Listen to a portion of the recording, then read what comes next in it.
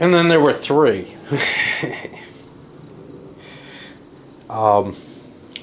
We got the new ordering on the turn order. The important thing here, well, pink. Yellow opens things up by going down bookworm, saying the sand crab option isn't so important to him. Getting spears is. He needs more spears in the game. He doesn't necessarily get to keep the spear. That's the problem with the free market society, is you might be the producer, but you no longer own the production. And that's why it no longer really seems to feel like one person anymore. Trying to add a free market economy to the core game is a step you can't really make. You kind of have this one person feel initially, and then when you start adding the market or some of the other forms to the game, it ends up being more culturally based. I was kind of hoping that the vote to move it to free market would have worked a little differently, but you know, the only way free market is going to work like that, where something has a value, is, first of all, it doesn't really work in terms of a transition point, because it's got this random valuation of the commodities, random in the sense that it sets them all at 100, which has nothing to do with their value. And it means that whatever people produce, scarcity is the only thing that affects the value of the item on the first turn. And that doesn't make sense when you're already in an economy. These things have a value that's been set by the other players in addition to scarcity. Something more like, let's walk into the mess here, because we've got it hiding in here, I believe. I'm thinking Maxi Bourse here, which has to be up here, but I'm not seeing it. Huh. I wonder if it's somewhere else.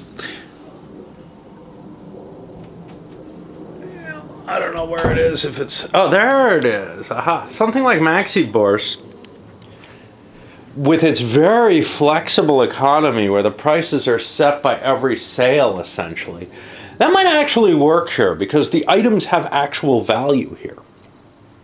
And a monetary price structure like that might be an interesting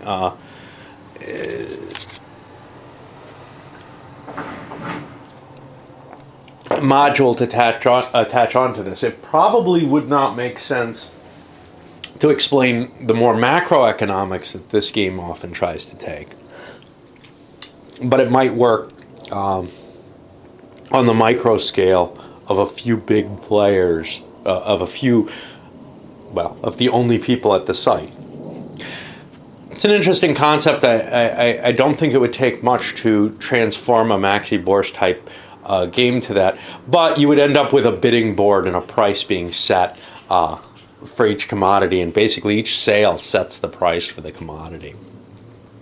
And you would also have the ability to still barter in the single player thing. So you could hold your goods. You wouldn't have to release them to sale. But if you did release them to sale, they're on a truly open market where there's a bidding. That's not what we have here. What we have here is more meant to represent real market factors, not individual people. Anyway, the choice is yellow went down bookworm because he feels like he needs a spear. It may be his only hope to defend himself.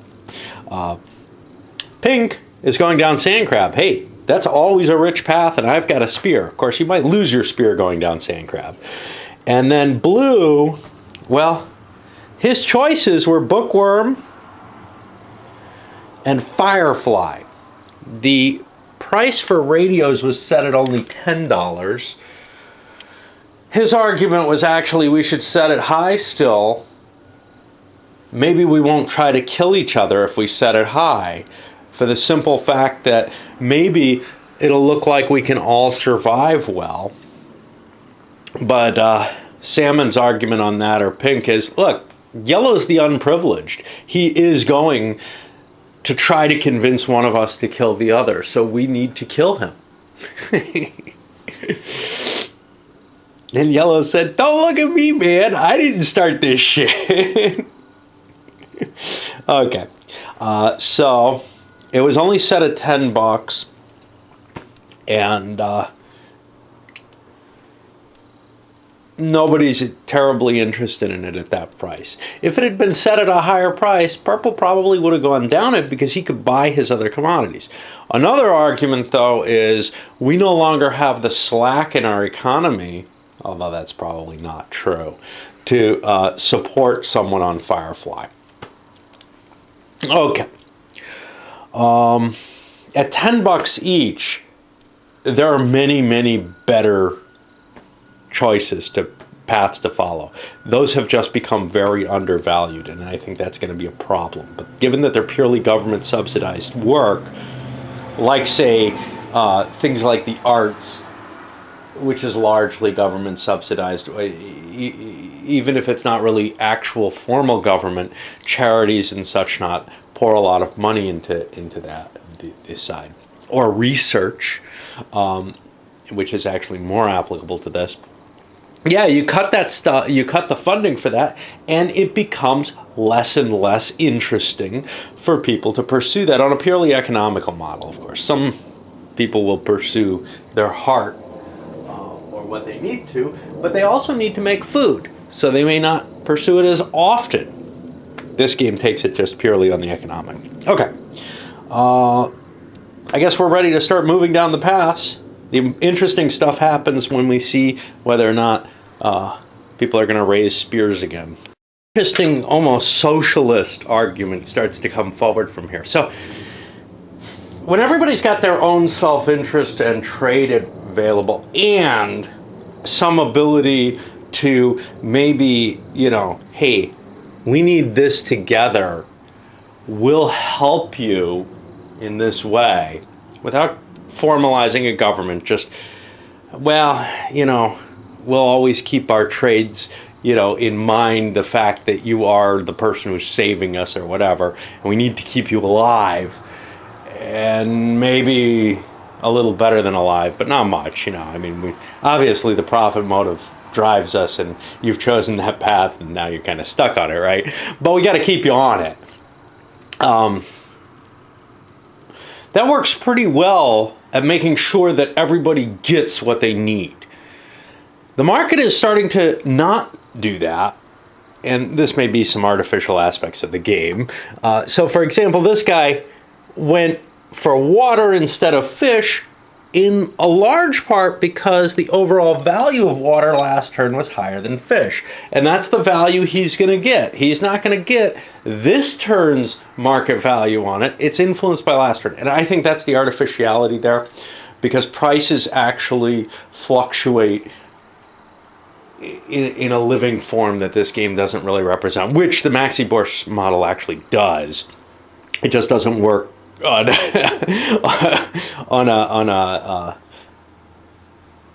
a market. It fluctuates too quickly, while this one fluctuates too slowly. But the economization of the commodities is what's kind of choosing them. Now, here's the thing: producing lots of something doesn't necessarily help you. Like, he just produced 3 water. Well, that's only worth 84. His other choices, he could have produced 2 tomatoes and a banana. Now, there is 1 banana already produced, so that other banana would be worth about half of 77. And the 2 tomatoes, or apples, between them, nobody else has any, would be worth 60. So that would actually be the more valuable thing. But he wants to get more water out there in the economy for other reasons as well. He sees it as a mixed choice, and probably I just didn't see that this was all fruit and that I could collect it all, to tell you the truth. But because there was some kind of advantage to, hey, what if this person's thirsty? They're less likely to be thirsty if there's no water in the environment. So actually, I am going to, with that additional cruel aspect, reverse that decision, because in his best interests is to make someone else thirsty, to not put a water on the market at this point. Okay. Here on the purple player, we also see this effect in play, the choosing value over something else. So he chooses the fruit choice, which is 2 bananas and a grape, primarily because grapes are unlikely to come up, so he's probably going to get the whole 50 for that no matter what. The bananas are just gravy? 3 eggs. Eggs are fairly rare. Nobody else is going to be having them, but they have a low value. So those 3 eggs between them are only worth 47, less than his grape. But the community needs eggs. All they've got is fruit on the board. They have no meat yet. I'm hoping fish will show up. But in terms of what the community needs, the price is not doing a terribly good job of handling that. Now, one of the things is a truly free market will, of course, readjust the value, not of things that are absolutely missing, because they will not be on the market anymore, and they're not going to change their value, but the value of things that are on the market or that are released from stockpiles, if that's the case, will go up, right?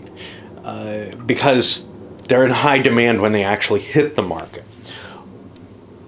But some people may starve during that period. So the market is less capable of adjusting. But when I was getting to that socialism discussion, the concept here, so that seems like a great argument for socialism if that were the case. The problem there is, here you have a small group that has clearly defined needs that can kind of generate those needs as best they can. And interesting, as opposed to a large complex economy where unseen forces may better distribute than trying to predict that from a human basis. The prediction here is very simple. There's no changing tastes, no change in population, no new technologies, nothing to tinker with the system. It's a steady state as to what the desires really are. Now, one of the things that's kind of cool here is shit. Yeah, my poor brain loses things right away. Yes. It had to do maybe with overconsumption.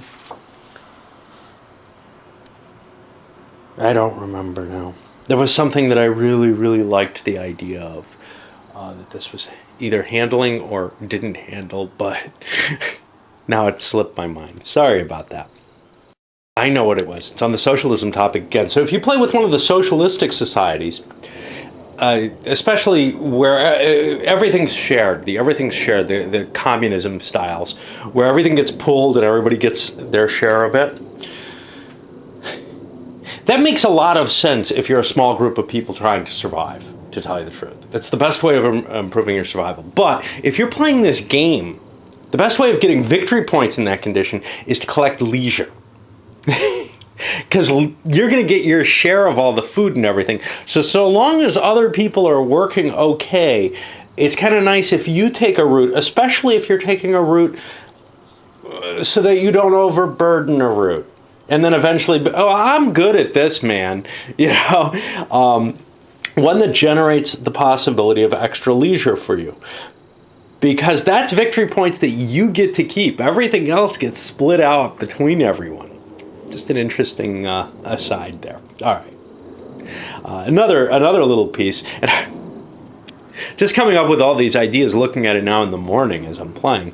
Another interesting factor is, with people kind of disassociated from the past they're best at, the production's going to go down. This guy's on his best path, or his best path actually at this point. But these two have essentially no experience on the paths they're on. This system, though, doesn't necessarily promote good behavior either. Pink just landed here, a bunch of speared fish. Now I'd have to risk my spear, and that's kind of dangerous anyway. But the community as a whole has no meat. But I'm taking 2 leisure. I know I'll get victory points for that. The fish, I'll get money for that. I don't get to even keep my fish and eat it. And it's not that much money. It's 5 fish, that seems great. But fish are only worth 56. It's a 56 buck land. And if I land on more fish later, I don't get any more money. They all get flushed in there too because I've overproduced. And now here we are all at the market. We took our experience and our different paths. You can see the production's kind of underwhelming considering last time. Only 2 meat products total. 1 diamond, that's going to be worth a fortune.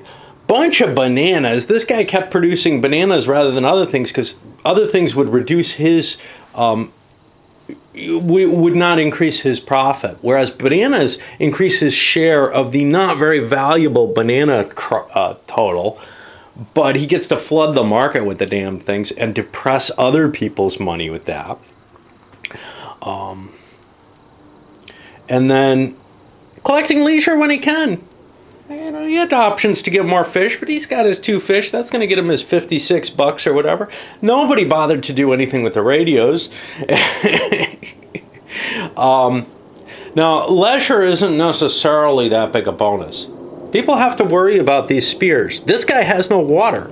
Well, there are a couple of water that are going to be out there for sale. Purple decided I could use the money for that and see what I get. But there's a very competitive nature at this point in the game because of that murder that has kind of changed how the market is going to be interacted with. The market with this much violence in it begins to react really weird. One kind of neat thing to this game, I don't think there's ever a situation where something is produced in such quantity that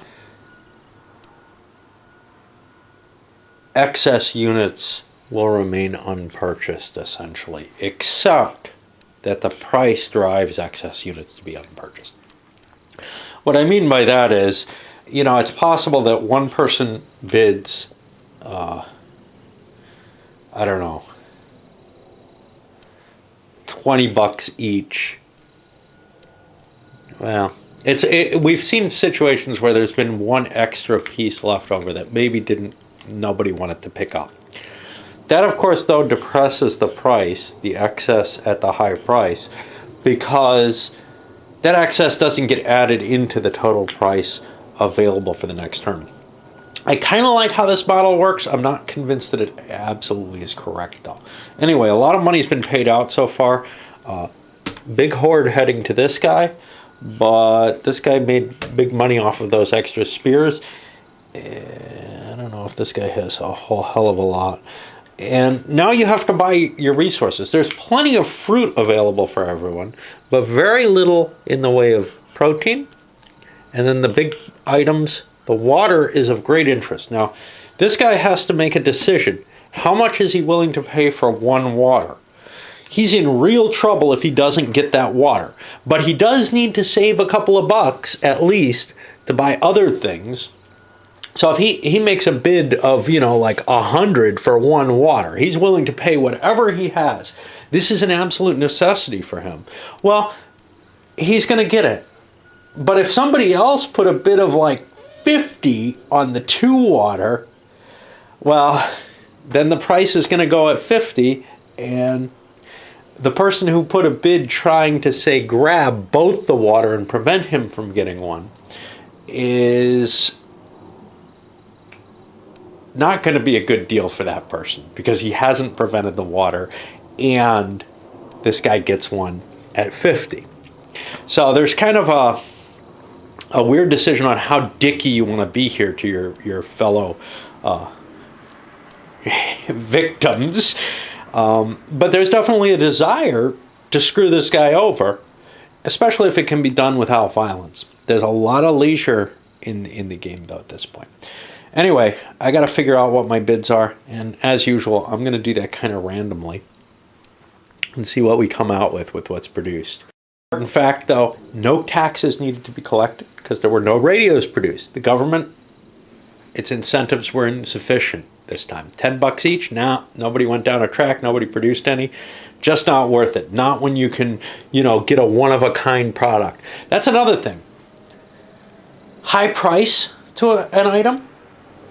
Monopolies become kind of just monopolies become kind of interesting in this procedure, because if you produce the only grape, you get the full value of the grapes that are going to be produced. No more are going to be produced if you're able to get that high value to your stuff. It's only when somebody else starts competing that you will start wanting to produce more to get a bigger share of that value. It's not like you're really competing and trying to undersell someone, although that is the effect. It's that you're producing more, and thereby because you're trying to get a better share of the market. If you've got a full share of a very small market, you might be able to get a good deal of money on that. Also, the order is important. So if it weren't for these spears and diamonds, everyone would bid their maximum on this grape. Now, these depress the value of the grape significantly. There's no question of that. But if you know you can't get, say, the diamond, and that's what you want, and the spear, you might be willing to bid the rest of your money on the grape. But my guess is that people are probably going to hold off, and that grape is not going to be terribly valuable. It's just another fruit. It's another type of food. And in fact, it's one so-so in terms of lasting. I'm in a kind of weird situation here where I could not go with the simple bidding on the water. So the first player bid 1 at 100. That gives him enough money to buy some food, but not much. And then if he can get 2, he'll buy them at 20 each, if it gets down that low. However, this guy was kind of like, well, I'll spend $20 for 1 or $10 each for 2. Again, that's my simplified system. But this fellow here is saying, I will spend $210 on them. I'm going to spend $105 for 2 of them. And that's going to win it. He's going to get those 2. Now that's made water worth $210 next turn, which means production of water will be high. But we just stuck him in dehydration, which is a very bad place to be. Now, that doesn't come until after consumption, which means if there's violence, there's the opportunity for him to get the drink. And that may affect the political decisions that people are going to make in the upcoming, is this attempt to grab and corner the water market. The impending chaos is causing this guy not to bid on any food. He's planning on taking this to military action no matter what.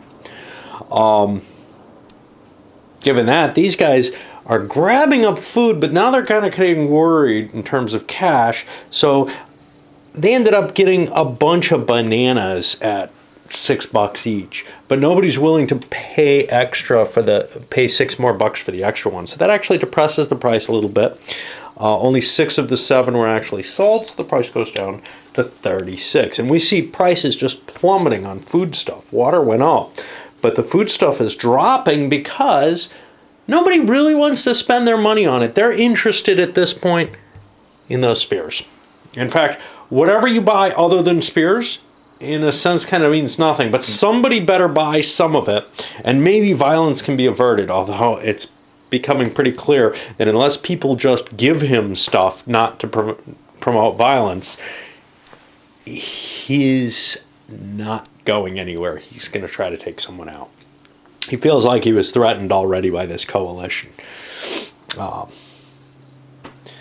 we're on to the grape, which I thought probably should go for a lot, but now, it's just another variety of food, and everyone except him is malnourished right now.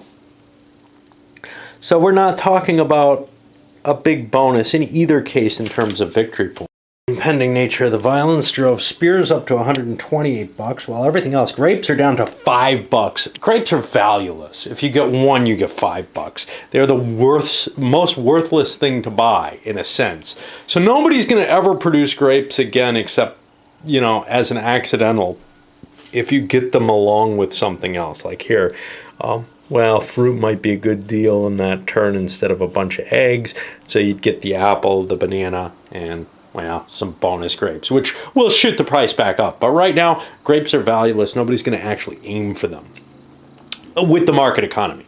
If you get out of the market economy to one where things actually have real value in terms of survivability and everything, then that changes, because they're still another food type and a kind of hard one to get. So they are of some interest. They're of considerable interest to people. But since you can't keep your own production in this, which is a weird feeling only because we had this thought of individual people. Now that you move to the market economy, you're no longer in that world. So that's kind of the problem there. But clearly, people do not keep their own production for the most part.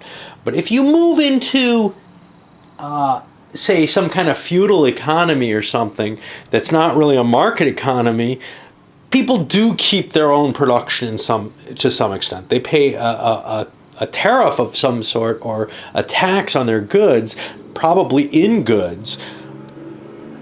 But it's only by applying this modern philosophy to what we were already picturing as this modern economic system, to what we were picturing as a non-modern circumstance, that it stops making sense. Okay, so we have a situation then where we're shifting, where now we're allowed to trade again. But here's the problem. Everybody knows this guy is going to kill people. Whatever he trades could be of value. So he could trade, if he can convince, say, Brown to give him a fair trade, but Brown doesn't have the water he needs. What it turns out to be is, look, I'm shaking you down, buddy. Give me the food and water I need, or we're going to fight. I've got maybe a gem that I can pay you, maybe. But I want that stuff. This guy's like, bring it, man. We don't know where Brown's going to land on this. Basically, it's going to end up a 2-to-1 fight, I think. There's no reason that someone wouldn't want to join in the fight, because they get to help determine what is done with the loser, and chances are very high that they're going to win the fight. So that's where we kind of go. Nobody's going to trade anything, really, because the only possible exception is that Pink would try to get a fish from Brown. Now, why would Brown want to make that deal? Well, he'd be interested in making it for a water, but Pink's like, well, no, then you might trade that to Yellow. I'm doing this for a reason. We want to wipe him out. Brown may be like, well, I don't know about that. So what it really comes down to is, okay, is there anything that you have to offer? Well, he has a grape. A grape is worth a victory point to Brown. It's not worth one to Pink. Or the fish is worth one to Pink. That seems like a fair deal. I'm not sure whether or not they want to make it, because if Brown sides with Pink, they wipe out Yellow. Yellow doesn't have very much. Yellow has a gem, which may be very desirable, and Yellow has a spear, which would be gone, and those apples or tomatoes or whatever there, which are valueless to both sides, essentially. Whereas, if Pink is being divided, Brown already has an economic advantage over Yellow, so he's probably going to aim on that side. If he does that, he's got a fair chance of getting this grape, or getting a couple of gems. Does he want to make the trade anyway? Yes, he will. He agrees to make the trade in the concept of goodwill or something. Essentially, though, that means this fish might end up in Yellow's hands, which would be a significant advantage for Yellow. But you know what? I've got the lead here. The problem is converting that lead in a two-player game, which is what this is going to be, to a victory. Now, if we win this turn, that's fine. But what if it goes another turn? Then the danger becomes, will Yellow try to kill me? But okay, that's where we're going. And we go up here. And player one says, I'm expending this to start a government. Tries to do the convincing. I am pretty much convinced that Brown has decided he's going after that. So Yellow is going to launch the attack. Again, Brown has no real desire to spend his leisure on this. And they're going to gang up. Everybody's going to toss a spear. So it's 2-1 at +2. That's an 11. That's going to be hard to beat. We're going to eat him. What the hell? You know, that's what this is all about, right? Well, now, wait a minute. Should we eat him? Yes, because our chance of being saved is increased. Okay. So there goes another player. And what are we going to divvy up? Well, this is where the question comes into play of what you want to grab. Do we divvy his goods equally?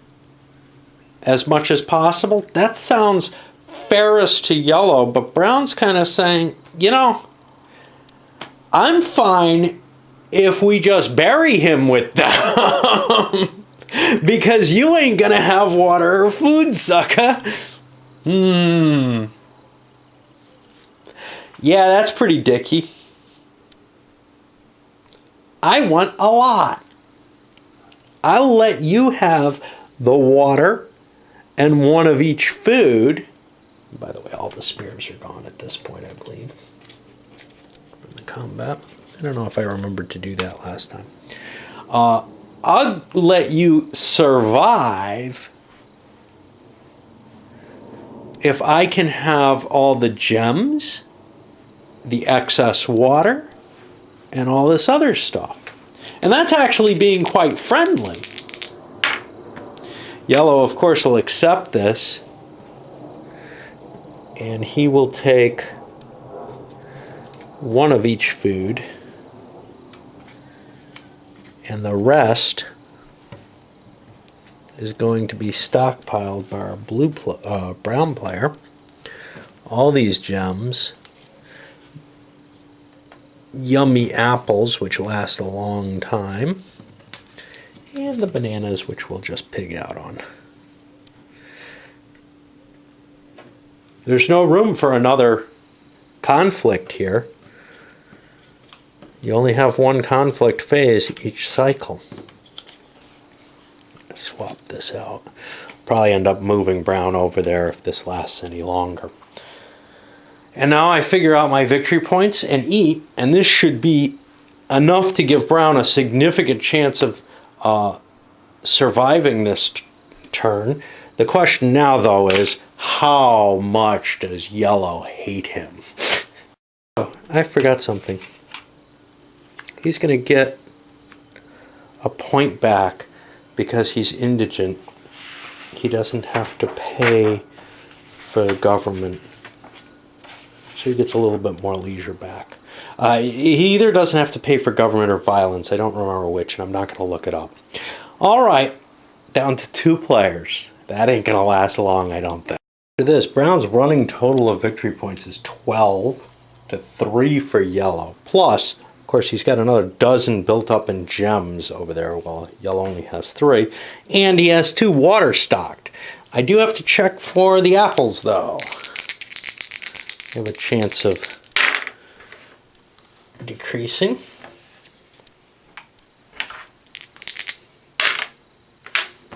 So I kept 2 of them with the expectation that, you know, I would get more victory points that way. And now we have to check for the frequency of the radio. It's going to be top 40, which is the little music symbols. There's only 6 of those, but there's also only 2 dice, so there is a chance of a success here. And they're rescued. And it is a brown victory. And, you know, that's kind of what yellow was hoping for here. Hey, maybe I can make it through the next turn or something and we'll still get rescued. Maybe I'll just go do radios with the promise that I'm like his slave or whatever. And when we get rescued, things won't be that terrible. Maybe I can trade gems away. Because in a sense, those gems are going to buy, you know, his life after he escapes from the planet. That's it for this one. Part of me kind of like, I mean, there's just so much to explore in this game that part of me kind of wants to say, okay, I want to explore different economic prospects, etc. But, you know, to tell you the truth, this is just not a game that terribly is conducive, I think, to playing solo. So much of its diplomacy, it reminds me a little bit of things like Junta, which I have enjoyed solo, but kind of faded away from. Kremlin. Let me think what else. You know, it's not at the level of something like, I had this Psychology Today game called the Cities game, which is just a pure negotiation type thing. This is a little different because you do have this rolling and moving mechanism, and you do have decisions beyond just the diplomatic trying to cut a deal in the best of possible ways. The problem is, what victory is, what you should be doing, who you are, all these questions kind of come to the mind in the game. In the play that I've seen, people started out kind of altruistic. They helped Brown out. He went down the path that gave radio, and they helped him out for it. But he turned out being such a total dick at the end, wiping people out, joining in agreements to murder and eat, steal the supplies from others. That kind of helps you get a view of what the game is. A group of people who really, a real group of people probably wouldn't degenerate to that. I would think, I would hope. But gameplay sometimes brings out these worst aspects in humanity. I've definitely seen where that desire to win definitely cancels out the willingness for mercy and treating people with any kind of respect or kindness. And it's just kind of an interesting mechanism for exploring that. You know, I mean, if I was with a group of people, there's no way that I would not feel this compassion with them that the game initially started with, of, well, let's all try to survive. But once you start realizing this weird mechanism with the radios, that really actually is reducing your chances of survival, well, then it starts becoming, now wait a minute. There is a resource there that is weird. If there are less of us, we have a better chance individually of surviving at that point. So as long as we can feed ourselves, and as long as we have a good community, we want to assimilate and destroy the others. Now, taking that on the social and economic side, it almost seems to imply that one community, if it cannot gain from another community, another social grouping, whatever, may want to actually eliminate it. So, in the two-player game, well, if Brown can't get something that improves their survival chances or wealth from yellow, what the hell? Right now I have the advantage, let us wipe them out. That's kind of weird, even from a societal point of view. The game seems to generate this weird aspect. Now, obviously, you can create your own victory conditions in the sense of, well, look, you know, I mean, if you're like destroying other people, that's morally reprehensible. you shouldn't be doing that even if it improves your chance of survival. But the particulars of the radio frequencies almost guarantee that you're going to have that. And I'm kind of interested in what what they represent in a real community. What it represents, that the more different segments there are, the less likely that the group is actually going to progress to a point where they have any chance of winning. That is probably the thing that bugs me the most about it. Anyway, I'll load this one up. I had fun with this.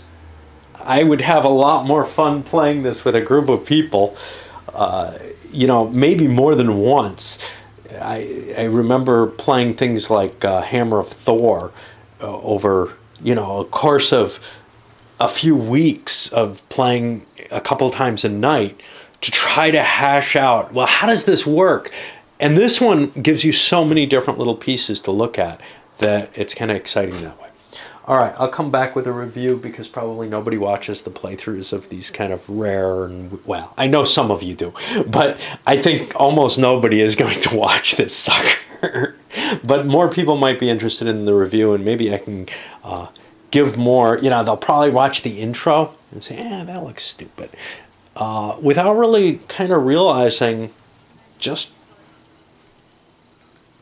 what's so kind of compelling about playing this that drives me to want to do it again. I think it's a really neat game, or maybe more of a game kit.